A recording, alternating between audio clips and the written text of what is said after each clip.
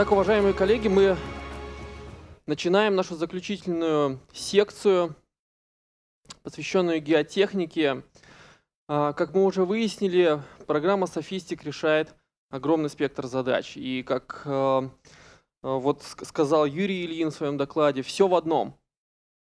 Большой спектр задач в одном программном комплексе. Давайте теперь посмотрим на задачи геотехники. И я приглашаю нашего уважаемого гостя из Германии, Matthias Filus, который поделится опытом при проектировании тоннелей, использования ПК SOFiSTiK. Пожалуйста.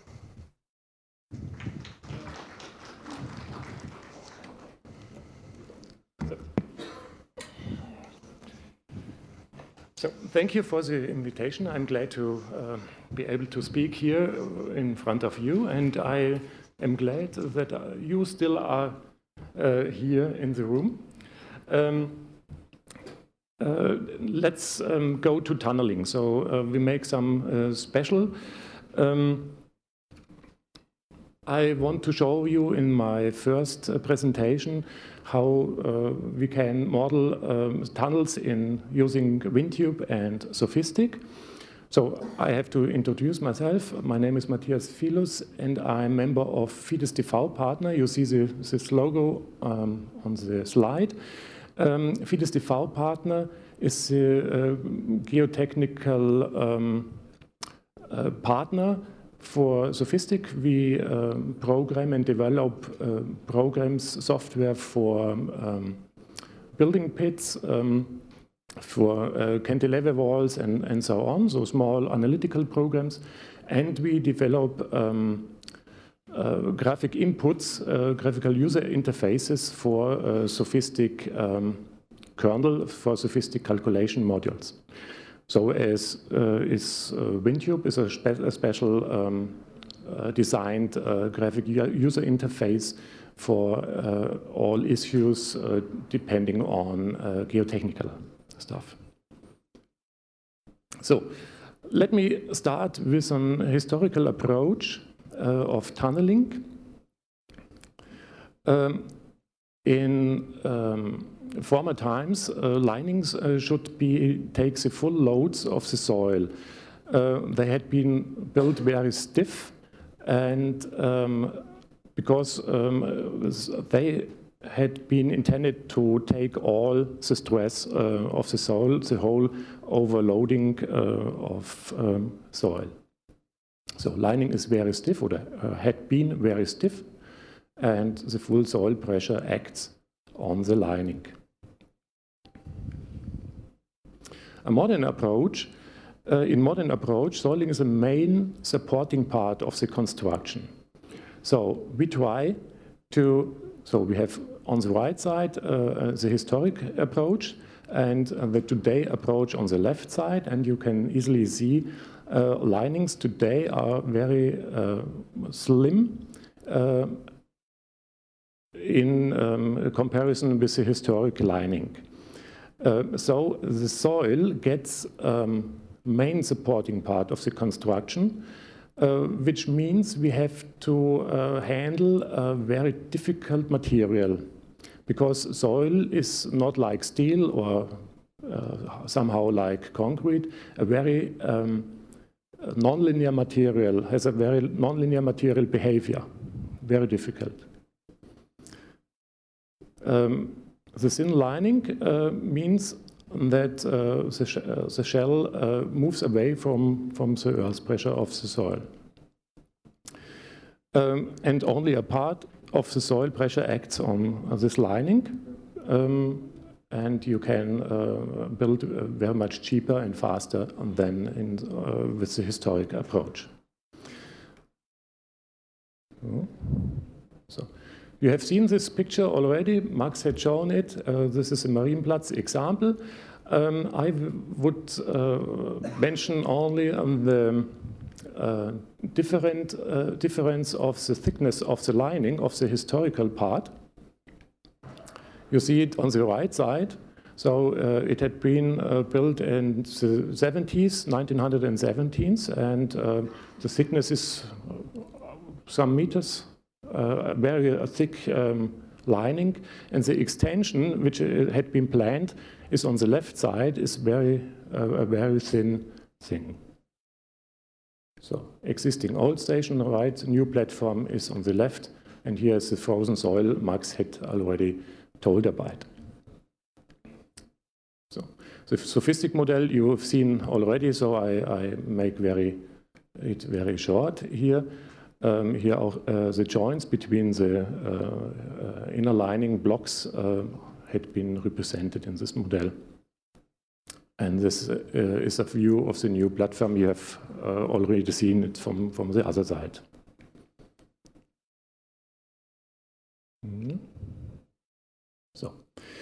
So because soil is a main part of the supporting resisting force, we have to take into account its very heavy nonlinearity. So I would like to explain you here a very simple nonlinear material law, very well known, Moore-Coulomb yielding law.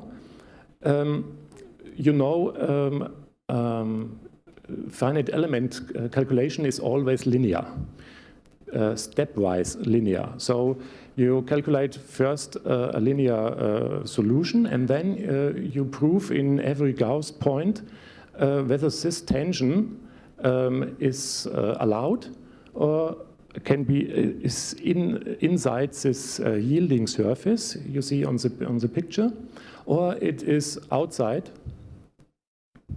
If it's outside this surface, it's not allowed, and the next iteration step has to be started during calculation. In this calculation step, some residual forces will be produced by the program, meaning that you get a plastic behavior of material.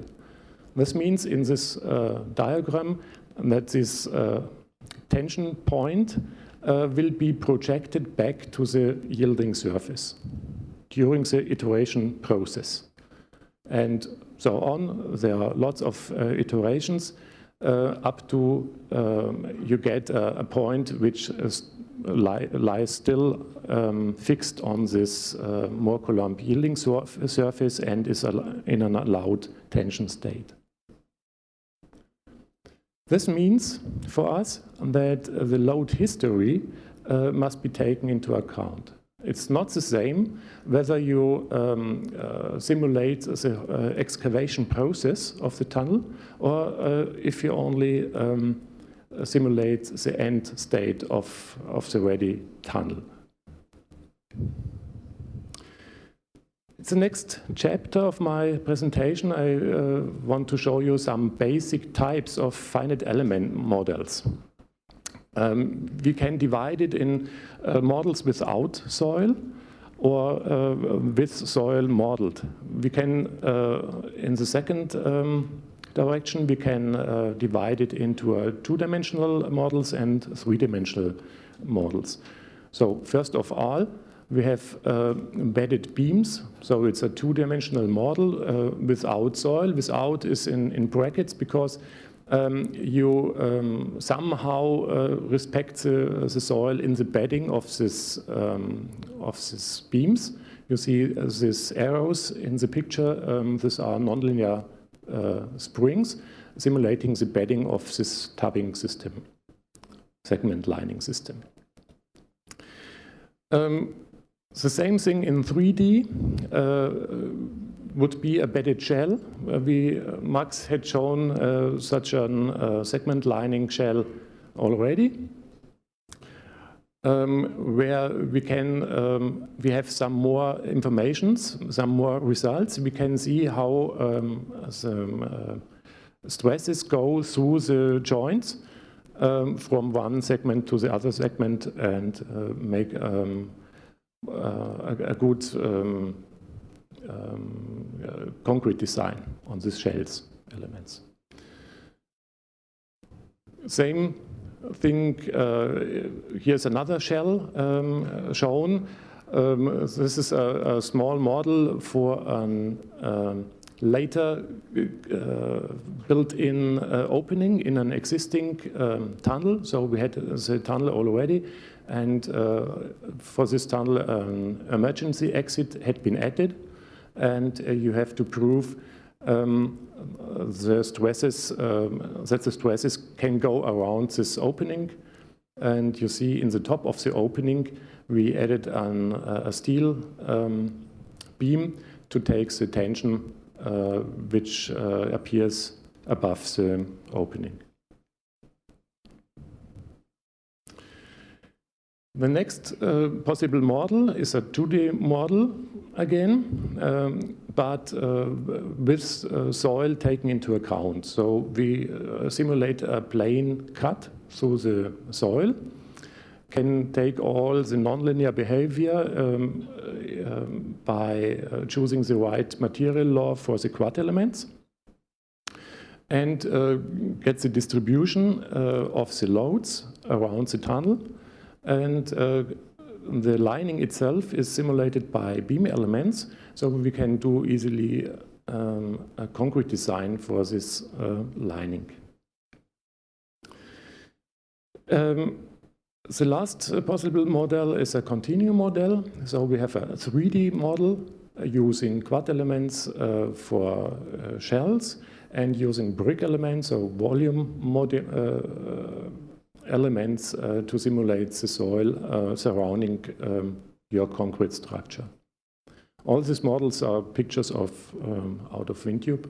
WinTUBE is a very good tool for generating the mesh of all these models, and for the complete steering of the calculation steps, for the complete steering of the excavation stages of the tunnel.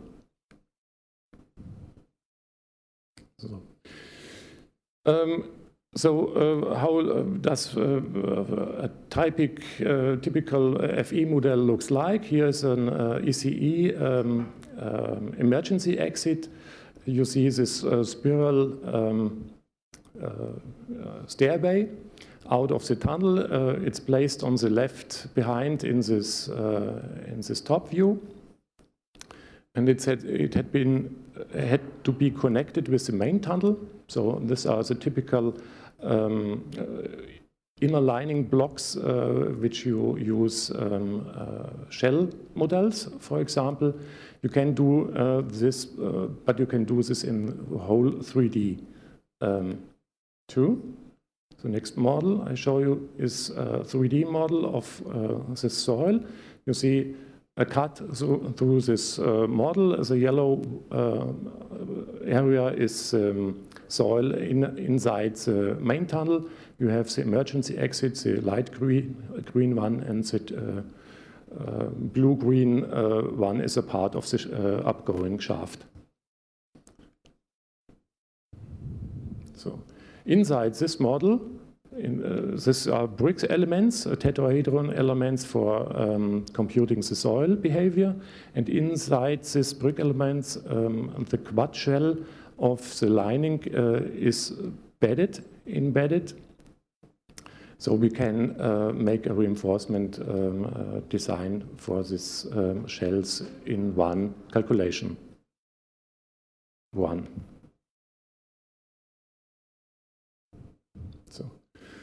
Here you see another example for a 3D model. In this case, we used a 3D continuum model. You see the finite element. The outer soil is made invisible, that we can better see the segments here inside. Between the segments there are joints, openings connected by nonlinear springs, so we can take into account that there is, for example, friction or bending moments which are nonlinear in the longitudinal phases. You see the emergency exit is appended on the left side. and you have to cut out existing segments of the main tunnels to build this emergency exit. This is a typical case of a three-dimensional calculation for tunnels. This is an emergency exit of a high-speed railway tunnel in Germany. So you can imagine if you take out these segments, you disturb the ring. You cut off the ring of the main tunnel, and you have to put in some steel bolts in between the ring joints to make sure that this ring does not crash during opening the shell. And you have to prove this, the forces in the shear bolts, for example, with a three-dimensional finite element calculation. We talked about nonlinearity of soil. We have some more nonlinearities in tunneling, not only the soil. Imagine you have a temporary lining and you have a permanent lining, and between this both concrete structures, there's often plastic foil in between to make sure the inner lining keeps dry, no water comes in. And over this foil you can't take tension stresses, so you have to connect the permanent lining with the temporary lining using tension cut off of spring coupling, for example. Another nonlinearity is a crack condition of the concrete. So we heard about it today. This is possible in SOFiSTiK 2. You need this nonlinear concrete behavior for thermal calculations too. So if you make a hot concrete design for tunneling, so you have fire in tunnel, you have to use this nonlinear material law for the lining too. So you see here is a cut through the lining, and you see the blue is the tensional stress, and red is pressure in concrete. And you see the concrete can't take any tensional stress, only the reinforcement. The high values, these are the layers of reinforcement you can see in the picture.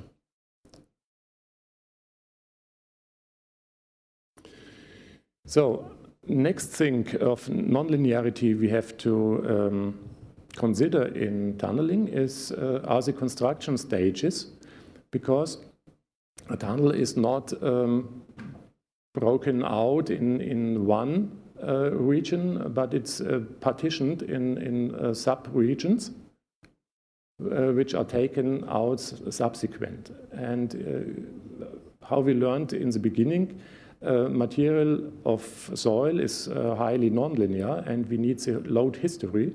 And so we have to model or take this load history into account during the calculation.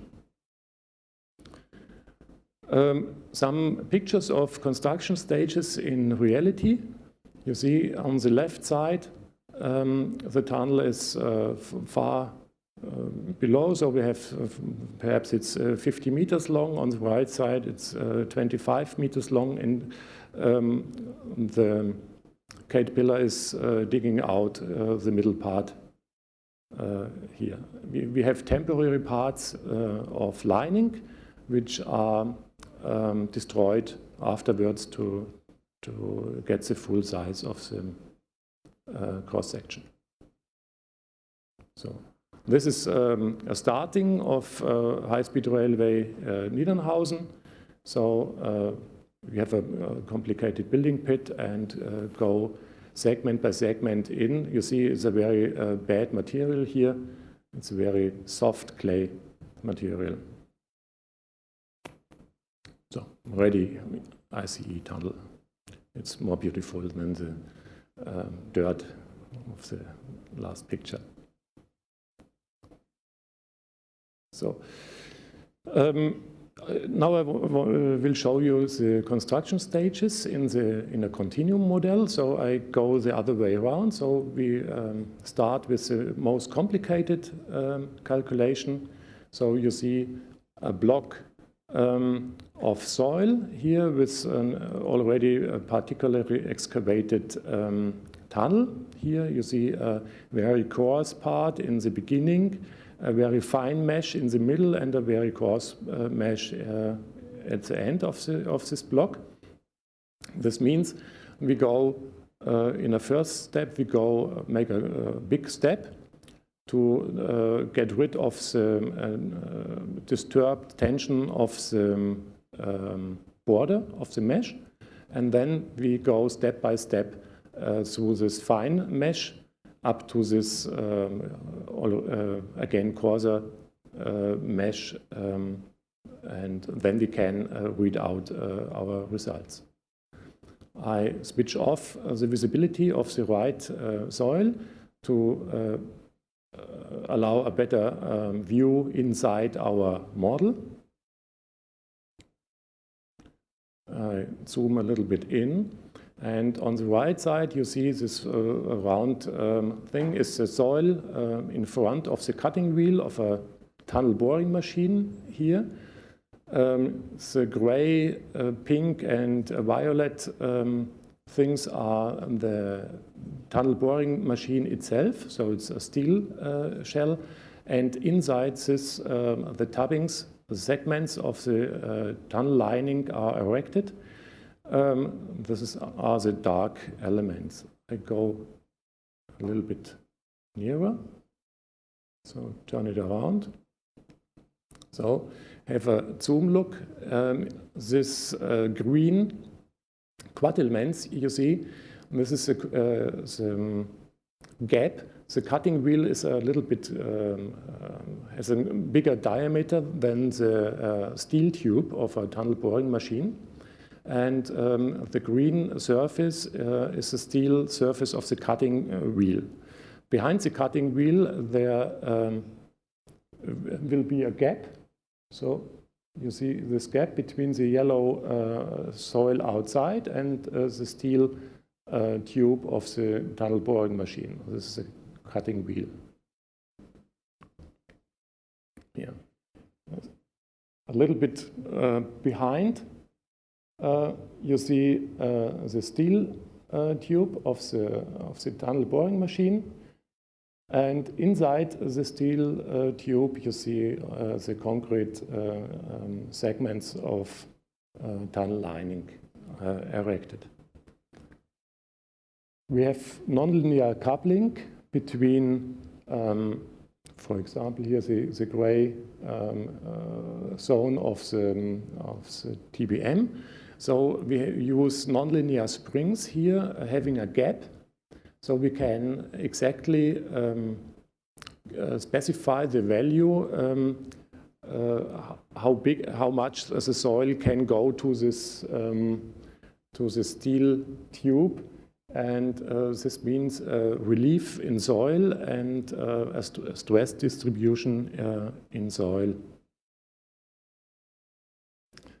In the nearer part, here we have another connecting springs, and these connecting springs already have also have a gap and a friction, and have some, perhaps they have pre-stress force for the filling concrete between in the gap. You press into the gap between soil and the segment lining. So you are fully free to specify all parameters you have in such a TBM excavation to the model. A closer look to this to the segment lining shows us that here the segments are modeled by a stack of layers of brick elements. And you see in this part, you see the contact. You see there's a gap outside here. And the concrete has only here a contact surface. It is explicitly modeled. So you don't have to calculate some momentum working law for these joints by hand, but it's a result of the calculation. So next slide. Okay. The construction stages, you can edit in WinTUBE very comfortable using here, for example, the group overview. In this table, you can edit like in Excel. So you can say which group. You see the model is divided in different colors. Each color means a different group. And you can specify here to the left, you see the load case numbers, and you can specify which group is activated in which load case. And it's like construction phase plan timetable if you want. And you can very easily handle and change and control the generated construction stages in WinTUBE. The same thing is existing for the loads. You see we have applied some loading here, some temperature loading, the trick, on the steel tube of the tunnel boring machine, because this steel tube is in reality is not a cylinder, but it is a cone. So it gets smaller. So here it's bigger and here it's smaller, and we do this during the calculation by bringing up a temperature. So we cool down the steel so it gets smaller, and we get more stress distribution in soil by this trick. And you can edit the factors of loads in such a table in WinTUBE 2. So you give once a load, and you say in this table in which load case this load is activated with which factor. So you remember we have done our continuum model now. The second model I would show to you is the shell model. So even here there are some cases you have to use the construction stages. Like here we have a main tunnel, an existing main tunnel, and emergency exit should be added on this surface. So in this case we reduced, firstly we come from this side with excavation of the emergency exit, and you see by this hedge that we changed something on the formulation of this quad elements. So we reduced first the bedding of the quad elements here to take into account the approaching emergency exit. The next thing, the excavation is ready of the emergency exit. The lining of the emergency exit will be connected to the lining of the main tunnel. And the next calculation step, we cut off a hole out of the existing lining of the tunnel. So this is a typical case for calculation taking correct concrete into account, because we get some big tension stress in the top, because we have a high normal force coming down here and having to distribute in this front part and in this back part, and we get here very high tensional forces, and normally you can take it only if you allow that concrete gets cracked. So the most easiest model is two-dimensional plane cut through the soil, but it needs some thinking about how to take into account the reality, because reality is a three-dimensional case. We have some tensions around the tunnel in the 3D, and we have these tensions not only in this around the cross section, but we have it in the front of the tunnel too. And so we make a model. So we make, in a 2D model, we make a three-dimensional calculation too, but we subdivide this three-dimensional reality into single calculation steps. And you see, we put we change something on this area to be excavated before to allow to take place of this stress distribution.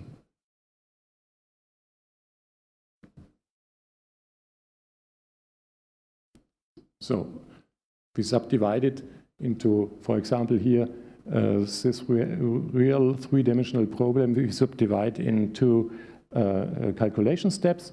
So here's a preliminary relief of this excavation phase, and we take this as a primary load case for calculating the excavation of the whole tunnel.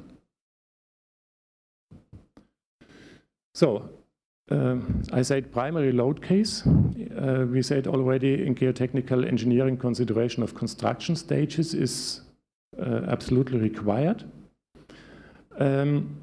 So we have to calculate an old load case number X, here on the left side on the slide. And the subsequent load case, we call it Y here, takes the stresses which are already calculated in this primary load case X, and for an initial state before starting the calculation itself. In SOFiSTiK you can import the internal forces of the primary load cases with a different factor. So you can't not only import it with a factor equals 1, but you can even manipulate this factor. If you put the same loads in the second load case on your element, like before, the equilibrium is not disturbed, nothing happens. So SOFiSTiK will only calculate one iteration step and it gives you the same result as in the primary load case. But if you change the external loading, for example, by removing some quad elements in the tunnel cross section, you change the external loading and the equilibrium is disturbed and the iteration will automatically be started.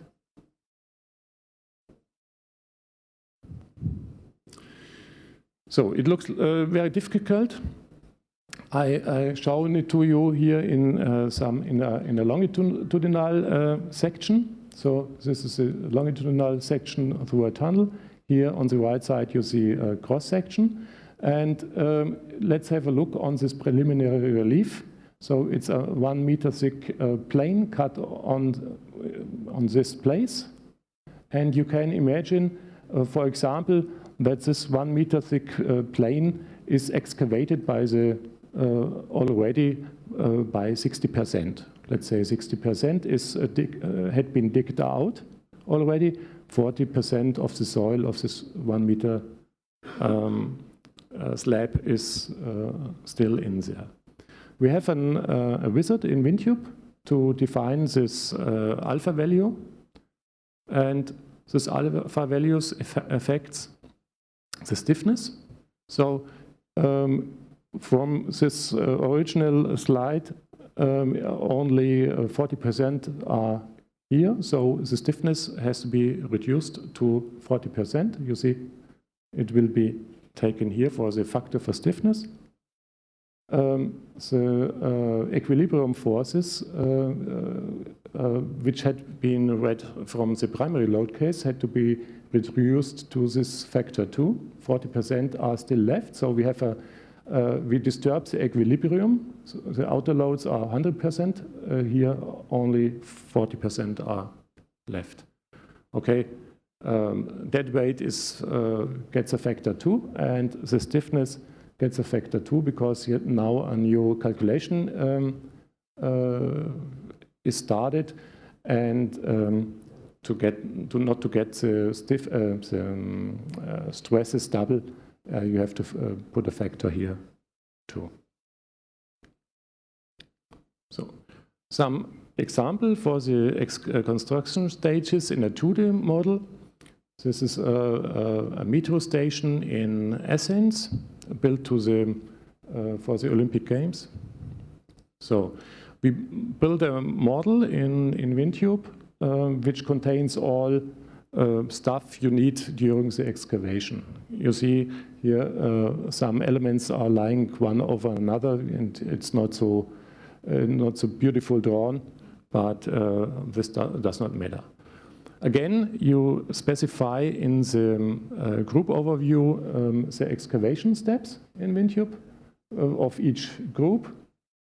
So this is a single input you need, and I show you the calculation step. Here you see groundwater standing up to here. That's a groundwater hedge. In the first calculation step, we lower down groundwater. Here, very simple but a very effective model of modeling seepage. Then we make a preliminary relief of the ground. Then we excavate the ground of the middle ground and bring in the lining, temporary lining, and so on. Next step is excavation of floor heading. Then we build in, these are columns, so no wall, but columns. So this is a middle part has a reduced stiffness for support. And we make a preliminary relief on the right side and so on, and dig step by step. It takes. Dig step by step the soil away. First on the right side, then on the left side. The next step, we build in the permanent lining. Here you see water pressure on permanent lining. This permanent lining is coupled by nonlinear springs. This is a tightening foil, so with tension cutoff.